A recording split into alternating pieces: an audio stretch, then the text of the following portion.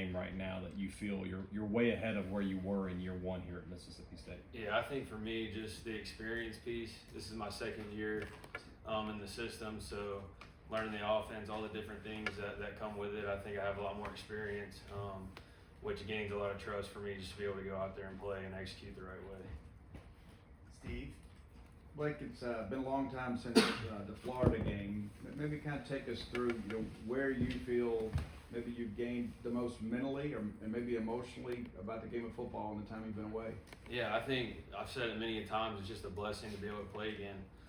It's been a long time since I have been on the field, so being able to get out there, be with the guys, is going to be fun. I'm just excited to be able to play in another game. Obviously, it's been a long time, so I think just a blessing and having the ability to go out there and be healthy. Colin?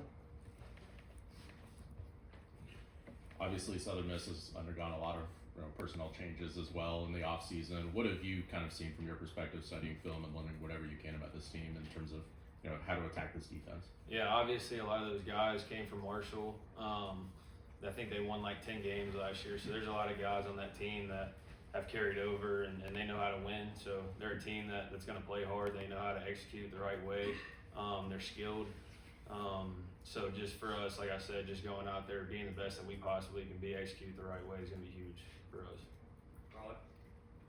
Blake, I asked Coach Levy a very similar question, but obviously you guys want to get the win and start 1-0 on Saturday, but what would make you as a quarterback happy with you guys' performance outside of, the wins and the losses? Yeah, I think for us is treating this game like any other game.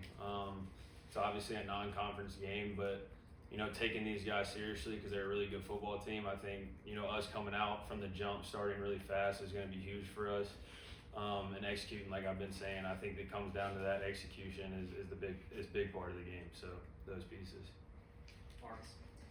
As a quarterback, what has been the difference through camp working with this group of receivers, and as far as differences from last year, what has been the big differences of this group that you're working with this year? Yeah, I'd say the way they come in and work every single day, it's a good group of guys. I'm really close with a lot of those guys, even the transfers that we brought in. I've been able to build a really good relationship with those guys, so that's been good. But on the field, they're very talented, and I've said it. I think this is the best receiver group I've been a part of. So just the relationship piece and us being able to build that bond, and then also being able to go on the field together and play together. Paul? Blake, last year took a little while for the run game to get going, and they really didn't hit their stride until after you were lost for the season, and you guys unfortunately had to watch that from the sidelines. But kind of a redundant question, but how important is it for that run game to start clicking from the start this year? Yeah, I mean, it's very important. I think it starts with the run game.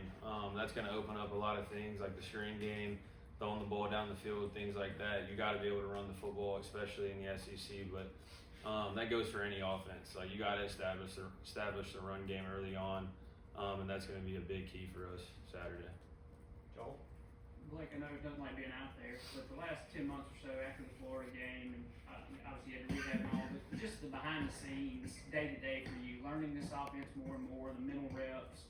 How much did that prepare you for, I guess, Saturday, getting back out there, but also teaching it and helping along Luke and Camario and some of the things behind the scenes? Yeah, from the piece of getting hurt, I think the biggest thing with that was, I was able to take a step back. Obviously, I wasn't the guy on the field, but I was in every single meeting. I was able to take all the notes that went into every game plan and versus every team. So I feel like things like that, like you can really dive in mentally in the playbook and the game plan every week and kind of understand every situation in a different lens, almost like a coach's lens. But then just helping the guys around me like Camario and Luke and things like that, it's huge. Obviously I'm big into friendship and things like that and big into helping the guys that are behind me.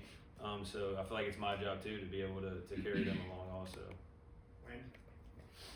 Obviously, you want to start off really well on Saturday, but whether it's Saturday or another game, whenever things go bad and someone misses a block or fumbles the ball, what does that look like for you as a leader to do the next thing to encourage you? Yeah, I think for me is that's a big piece in the game is being able to bounce back after something bad happens. I feel like that's what separates the good teams and the bad teams is the good teams are able to bounce back very quickly after. So, you know, as a quarterback and a leader of the team, you got to be able to give that energy to the other guys. Like, obviously that wasn't something that we wanted to happen, but we know bad things are going to happen. This is a game of football, and mistakes are going to be made, but it's how you respond to them. Steve?